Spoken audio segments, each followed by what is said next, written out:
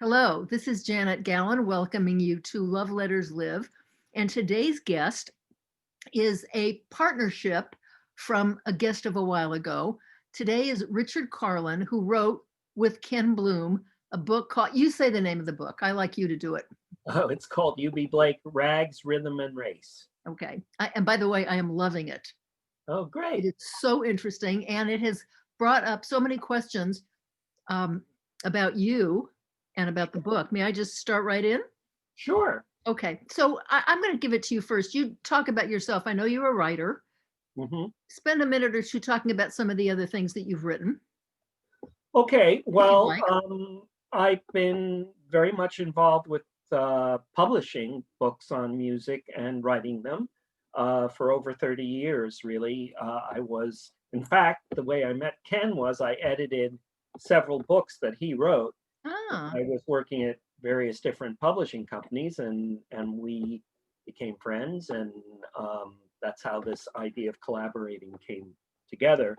Um, I but you've always written about music.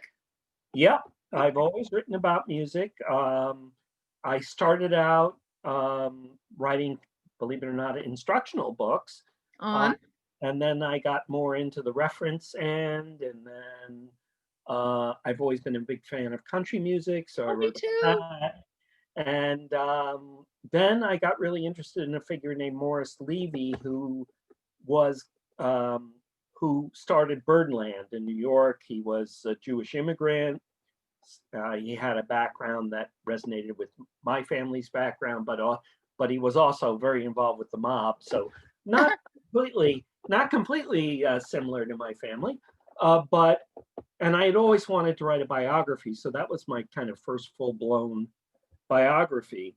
And when I started to think about writing about Eubie, I realized that Ken had such a deep knowledge of Broadway and the history of African American theater, and I had knowledge about music, that it might make a good partnership. And Oh, we sort of fell into working together. We wrote liner notes for the reissue that probably Ken mentioned yeah. of the original Shuffle Along recordings. And to everyone's surprise, we won a Grammy for that. Um, uh, Probably spuriously, but that's okay. We'll It take it. doesn't matter. Yes. So let me ask you something. You mentioned your family. I'm hmm always interested in family journeys and what was your upbringing, hmm if I may ask? I mean, I guess I should be more specific, but what was there musically in your Right, family that right. led you to where? Uh-huh. Yeah, my parents were, I guess, classic New York progressive liberal communist people who were, particularly my mother, was very active in politics and unusually for her time was also waited to get married till she was almost 30 and Wow. had a career and continued. What was her career? She actually was a gerontologist. Well, she started out as a therapist or Psychotherapist? psychologist, Uh-huh. and but she ended up working in gerontology and very annoyingly went back to graduate school when she was in her 60s, did better than I was doing in grad school at the time, and ended up writing about 5 books on Wow. aging. And Okay. So you come to all this very honestly. yeah, my dad was an ultrasonic engineer. He also kind of accidentally he had very bad vision. So during the war, he ended up working in the Signal Corps. And they said, "Does anyone have experience with working on radios?" And he had been sort of an amateur radio bug. So he ended up working on the first ultrasonic equipment, and eventually he designed the first baby scanner and wrote the Oh, first book wow. in Okay. English.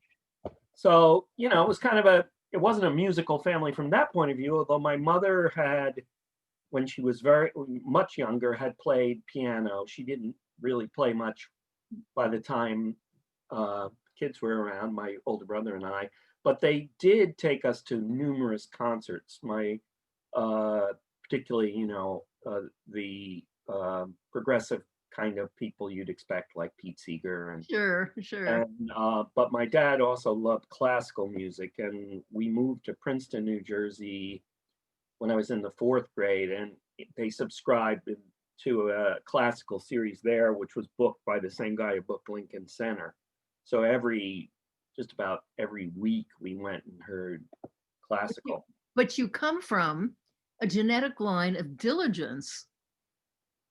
Well, I don't know about diligence. Well, you talk about your mother. I mean, what your mother did took some diligence and Oh, my mother's family, yes, was very organized. My father's family was probably more eccentric, so I have a little bit of both. okay. Well, so my question is, I've got a lot of questions actually, but one of the things is, yes, by the way, I too come from a musical, but all classical, Mhm. my upbringing, classical, romantic, little Prokofiev and opera. Mm, And okay. then I heard and saw Mark O'Connor Oh, okay. and went nuts. Anyway, but what I wanted to ask you is what makes you or any good historian, and Ken says that you're the detail person.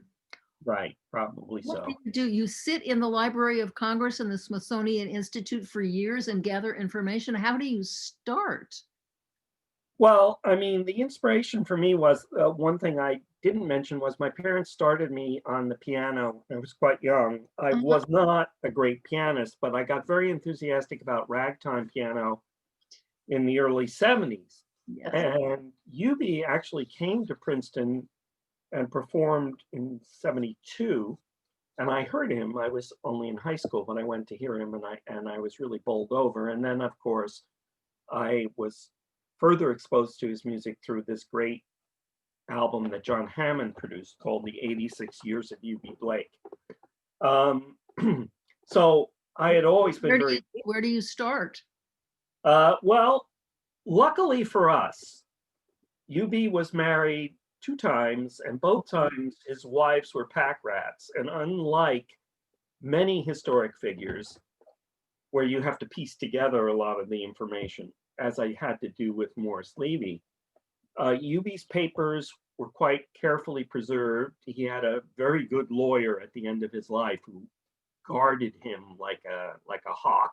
Good. And everything went to the Maryland Historical Society, where they're so. I mean, unlike if you can imagine an artist who recorded in 1917, and we still have the paperwork, the contract, the royalty statements. I mean, that kind of stuff is gold. Okay, but so you go in there and you have permission to go into this place, right? Right, right. That's one of the many archives that we used, but it was a really foundational because there was so much stuff there. I would imagine. Yeah, that you just don't normally find A in one place and and B relatively organized. And so you just take notes and notes and notes and notes and then go home with it? Well, I mean, your first preparation is to see what, there was an existing biography that was written when he was alive. There was also an oral history. Well, there were many, many interviews done after he was quote unquote rediscovered in the early 70s. So first you sort of have to immerse yourself in, his story and sort of getting the general parameters of that and his background. And another thing that we were very fortunate was not only was he interviewed dozens, if not hundreds of times, he had a memory. He had both an ear and a memory that were quite remarkable. As a musician, he could imitate people's voices. And so he would tell stories about Bert Williams, the very famous African American comedian of the turn of the century, and he would do the act in Bert Williams' voice, which is pretty amazing. And for somebody who was in his 80s and then 90s, he would recall with great precision when things happened. Now, he didn't always. Sometimes he would get it, slightly confused as to what decade it was, or that kind of thing. But everyone does. Right. But he was probably 75% of the time spot on. And Like there with were, what? Give us an example of well, what. like for example, he recalled the day that the fire occurred in Baltimore in 1905, Wow. which affected him because he was already, as a teenager, working as a pianist. And after that fire, a lot of the venues that he played were destroyed. And also the Vice Commission came in rather Because strongly. he was playing in a brothel. Well, there was a big crackdown on brothels and bars. It occurred in a lot of American cities around that time. And so, you probably might have, some of your listeners may have heard of the Comstock, commissions. They sort of spread like wildfire across the country. So all of a sudden, Eubie had to look for new venues to play in, and that's what led him. I mean, he was quite happy in Baltimore and probably never would have left it except for this occurrence. One thing that's very odd, and nobody really has an answer to this, is he added 4 years to his age. He always said he was born in 1883, sorry, but he was actually born in 1887, and there's Did, very solid. did he do this from the time he was very young and he wanted to play piano in the brothel? Well, Or I did don't they think not anyone. care? I don't think he said he had to rent a pair of long pants because he didn't have long pants yet when he first was playing the bar. He'd go across the street to the pool hall and give somebody a quarter for a pair of pants he could borrow. I don't. My theory is that his first wife was slightly older. He was determined to live to be 100 years old. Oh, And the mystery of this, or the miracle of this, is he in fact died in 1983. And so for many years it was believed he lived to be 100 years old until a birth oh, certificate okay. and other documentation turned up. Now, how you would know in advance that you had to add exactly 4 years, I mean, Yes. Okay, let me ask you something. What is, I mean, there are so many shocking realities in this book of yours. What is the most surprising or shocking thing that you learned about him and his life? I mean, I know. well, I mean, I know, we talked very much today about systemic racism and what does that mean. And for me, one of the things that also has interested me, there's two things really about Eubie that interest me, and they do kind of tie in with Morris Levy, is that, you know, you very rarely get histories. Most jazz histories or ragtime histories are more about, oh, he played here and he did this, but they Uh, don't really talk about the business side of it. How were they treated? How much money did they make? right. And with Morris Levy, that was a big issue because Birdland was a front for the mob. The other thing that was interesting about Morris Levy was he made his first recordings of bebop, and he ended up as a key player in rap. So his musical career spanned quite an interesting slice of American popular music. Well, Eubie, was almost 100 years of American popular music, and unlike a lot of other artists, he kept growing as an artist. He didn't ghettoize himself, or probably not the right term, but he was always interested in learning new techniques, and he was quite advanced in his harmony, melody, and rhythm, and quite a distinctive musician. So that was of interest to me. But certainly, I was unaware of some of the more shady practices of producers like Lou Leslie, who's famously produced the Blackbird series of Oh, okay. So Broadway shows. what were those shady? I'm not aware of those Well, either. well, basically, what he would do is he would incorporate. He did several years of these shows, and they always ended in bankruptcy. Even the most successful one, somehow he managed to bleed them dry. And it wasn't unusual at that time for the cast and company, if they were touring, to literally be left wherever they were. The money would be gone, and they had to figure out how they'd get back to New York. Wow. That was one indignity. But the other indignity, of course, and again, thanks to the fact that Eubie kept account books, he'd be hired to be paid, let's say, $300 a week to conduct the orchestra, but he was never paid that amount. He was, What orchestra was he hired to conduct? Because I have a question for about the this. show. In other words, he wrote Oh, music oh, for I see. Blackbirds of 1930, Okay. and with Andy Razef, the very famous lyricist. So That's what his own orchestra. right, and he also conducted the band for the show. And at the end of the run, Lou Leslie, not surprisingly, declared bankruptcy for Blackbirds of 1930 and stranded the cast. Luckily, they were just in Newark, New Jersey. So Ethel Waters tells the story of driving some of them home in her car back to Harlem. But he immediately raised money for Blackbirds of 1931. So it's not like he was really broke. Mm-hmm. But when Eubie went to ASCAP and said, hey, I was never paid royalties for this music, he owes me all this money back pay, they couldn't collect because Blackbirds of 1930 was bankrupt. But Blackbirds of 1931 was very solvent. But in other words, he could always shield himself. And this happened to white composers too, don't get me wrong, but it happened much more frequently to Black composers. Let me ask you, so I did read one thing that I just found so shocking. In a world of, systemic racism that people are, I guess, more aware of than ever, Right. that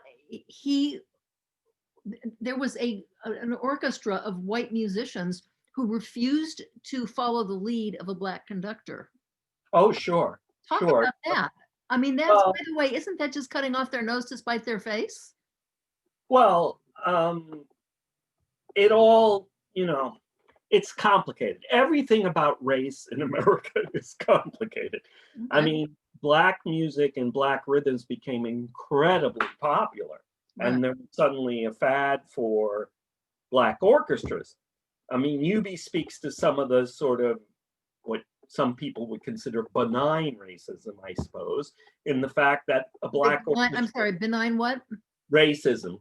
Oh, now what would that be, for example? Well, again, that's probably not exactly the right term, but for example, when a Black orchestra was hired to play in a white ballroom, they never brought music, even though they all read music. They had memorized their parts, whereas a white orchestra would always have music. Well, why is that so? Really, why is Because this? Whites preferred to think that Blacks were natural musicians, and they didn't like to think that they were trained or that they could actually read music. How weird. Which is weird, right? But it plays into that stereotype. If you read the contemporary reviews, they're always saying stuff like, oh, they dance to their natural rhythm. And in a way, that's very insulting. It's saying like they haven't spent years training, or there's no art or technique in what they do, which is, of course, ludicrous. But by the way, if in fact anybody's view was that they didn't need to read music because they could just do it that's brilliant enough. Well, yeah, but again, it's a two-edged attitude, right? Right. And it was a way of keeping Black musicians in their place. Now, in this particular instance that you're talking about that we discussed in the book, there was a traveling vaudeville show that was led by a blackface comedian, so a white in blackface, but the score was ragtime, and he had his own orchestra, and he came to Baltimore, and his conductor got sick, so he went to the musicians union and said, hey, I need a conductor who can handle ragtime. And they said, well, Eubie, could obviously do that, but they didn't say he was Black. So when Eubie showed up, the musicians were, at first were unwilling to work with him because, they were prejudiced. But obviously, but like, what was their what did they say? We're not going to take direction from a Black man. Oh, just like that. Yeah. Okay. But the one thing about Eubie, and this goes back to his childhood, we talk about it in the book, and his father's attitude towards racism. Eubie was always, he fought racism by doing what he did and showing that he could do it. And so he didn't walk away. He simply said to them, look, play me the music, and they couldn't master the rhythm. And so Eubie sat at the piano and played all the parts. And suddenly they said, "Oh wow, this guy really does know Right. what he's doing." Yeah. So he always felt that the best answer to racist attitudes was to show that, you know, your talent and let your talent speak for itself. Now, later in life, Bill Balcom, who was a ragtime revivalist, also very well known, he's a Pulitzer Prize winning composer, told me a story that he and Eubie were invited to play on PBS, you know, public television. Mhm. When they got there, they, you know, because Eubie was a ragtime pianist, they had this set with a broken down, barely playable piano on it, like it was supposed to be a honky tonk where a person like Eubie would be playing. And Eubie, you know, it would Balcom felt it was an insult to Eubie. And at first he said to him, "Come on, we're not playing this job." And Eubie said, "Oh no, they're paying me to do this, and I'm a professional. If they want me to play on an old broken down piano, I will do it because, you know, I'm here to do my work." And Balcom said to me that was an incredible lesson to him. But again, it was incredibly insulting. Here was this master pianist. And, you know, if it had been a classical pianist, they would have had a Steinway there. Right. But, you know, I mean, honky tonk, I love honky tonk, good honky tonk piano. But there are different, I don't know what you call it, you know, different styles that are Well, relevant to each. different styles, but that doesn't mean Right. I mean, you can take an artist like Eubie Right. or a great classical pianist, choose your favorite, Glenn Gould or Vladimir Horowitz, let's say, and give them any piano, Right. and they will sound like themselves, Yes. which is one of the great mysteries in life, because how many musicians are there out there that go, "Oh, I want to play the piano that Horowitz played because then I'll sound like him." No, you won't. Right. That's the truth. You know, you see actually a lot of, well, I don't know about a lot, but I have seen modern classical violinists trying to do, for example, what Mark O'Connor does. Right. They don't sound like him. They No. could pick up his violin Or Michael and it wouldn't Cleveland. sound like Yeah. him. He could pick up their violin and he would sound like him, Yeah. right? Yeah. So, Right. yeah, that's true, but it's still an insult, Of right? course. To give Well, somebody a I broken down instrument. the insult is also the presumption that you know what this person's, um, you know, limits or boundaries are. Right, And there are exactly. in fact none. I know. So Right. what is, I did read something that for some reason I was so touched by it. Mhm. He had done Ragging the Scales Right, right, and never, you know, never claimed it, never did a copyright, right. and somebody else got it and did White it pianist because copyrighted it. he said, "How sweet of him." Well, I didn't think you could copyright the scales. Well, I mean, the whole story is quite amusing. He had a friend, another black pianist, who um, he tells a story about him every time he played a hymn, he would rag it, and it would irritate the people who had requested it from him. One thing Eubie learned very early, and any musician who works in a bar or even a whorehouse, is you're like a jukebox. And if the patrons are paying you Oh, or tipping you, yes. you play what they ask for. Sure. So his repertoire was not fancy ragtime piano. His repertoire were popular songs like Daisy, you know, or, you know, anything that people requested, opera selections. People asked for it, Eubie played it. Well, now, so how did I just want you to take the jump only because we're somewhat limited by time, and I think this Sure. is important. Yep. Jump between his beginnings and his being a smash on Broadway. And what is a minstrel show? Oh, gee. Well, there's no short answer. What is a minstrel show? Minstrelsy was an American theatrical tradition that dated back before the Civil War. Right. And basically, the early minstrel performers were inspired by Black enslaved musicians, Oh, but they weren't black but they musicians were not themselves. Black. They were Oh, white performers. Dan Emmett, some of you who it claimed to have been the author of Dixie, although there is controversy about that. But in any case, they would appear in blackface, and they were called delineators because they were supposedly presenting for a white audience what black entertainers were like. And so they were sort of like, think of them as the Pat Boone to the Little Richard, right? They were the in-between type person, but they're actually, a minstrel show actually formed a certain kind of format, which influenced American theater and fed into vaudeville.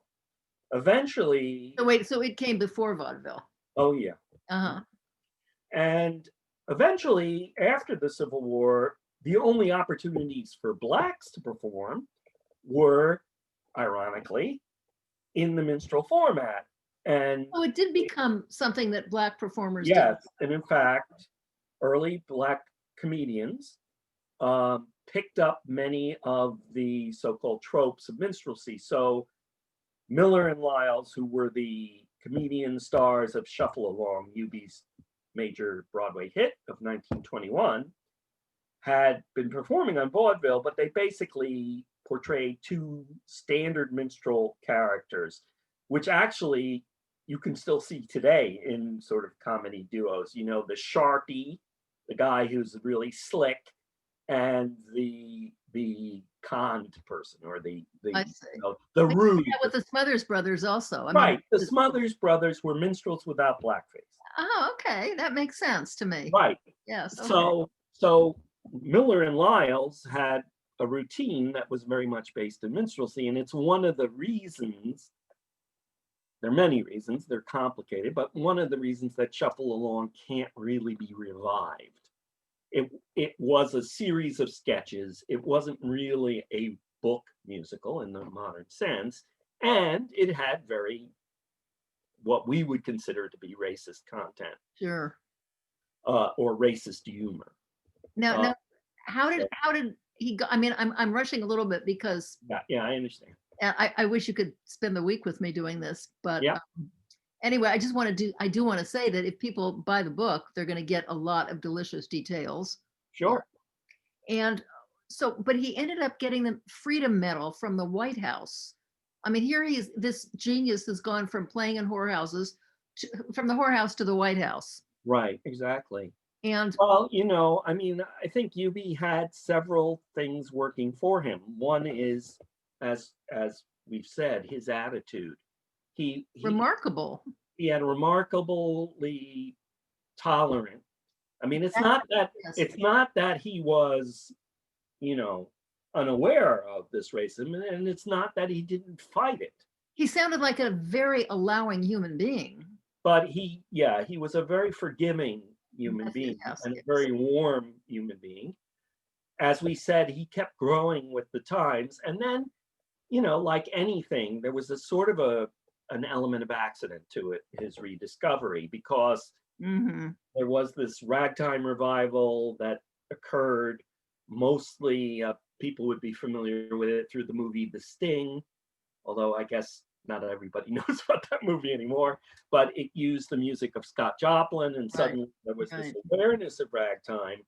Eubie, if you get a chance to see any of his performances on YouTube, or even listen to his interviews, had a wonderful stage presence and personality. Oh, he must have. And by the way, my younger daughter just reminded me this morning that I apparently took her to see Eubie, exclamation point. Oh, the show, right. In the 70s. Right.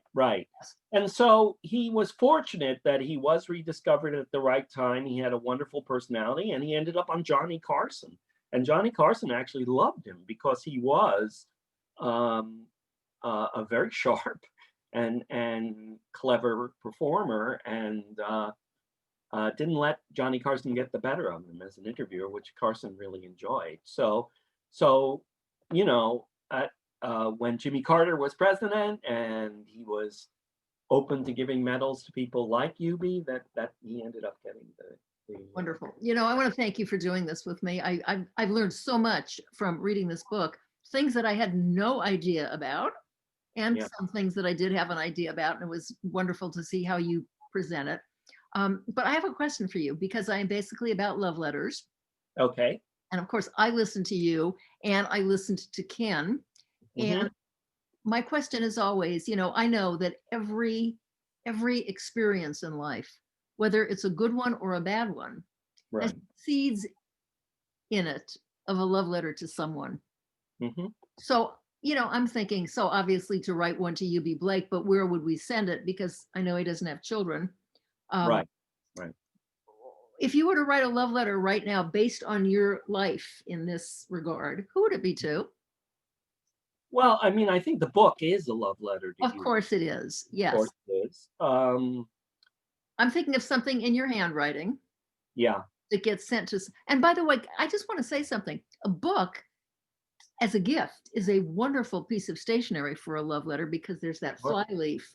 Sure. It's just begging for you to write something to somebody. Yes. I don't Right. know. In fact, that is a kind of gift that it's the gift that keeps giving, as they say. For sure. I think, and this is going to sound impossibly corny, Oh, that's but corny. I have an extremely tolerant wife Oh, uh, who has always followed my enthusiasms, maybe even when they're not her own. And she also was professionally a library and archivist. I read So that. she, Yes. so she was very helpful throughout the process and actually accompanied Ken and I on some of the trips to libraries and when she could.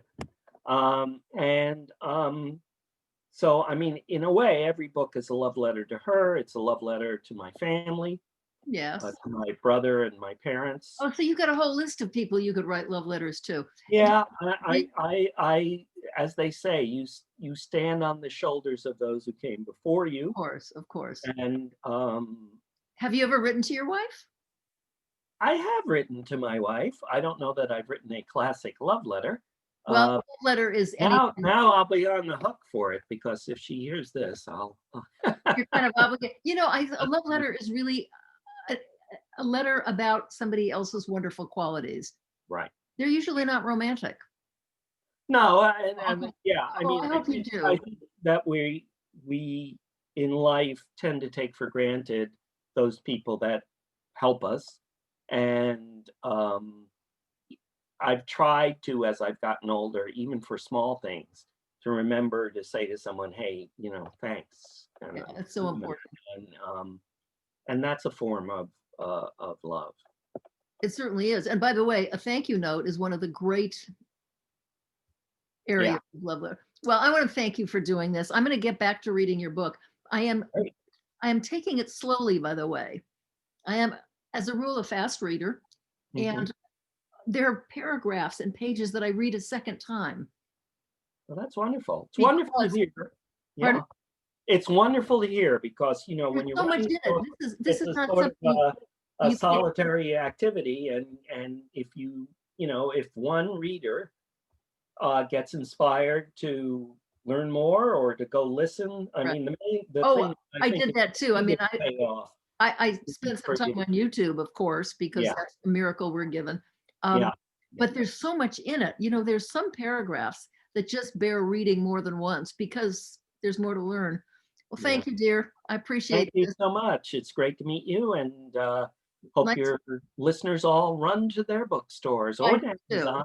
Okay, say the name of the book one more time. It's called Eubie Blake, Rags, Rhythms, and Race, and it's written by Richard Carlin and Ken Bloom. And the cover, by the way, is a picture of that man sitting at a piano Hmm.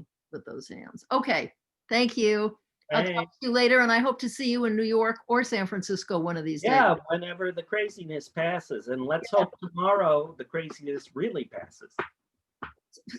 There's always a hope for a start of craziness. Yes.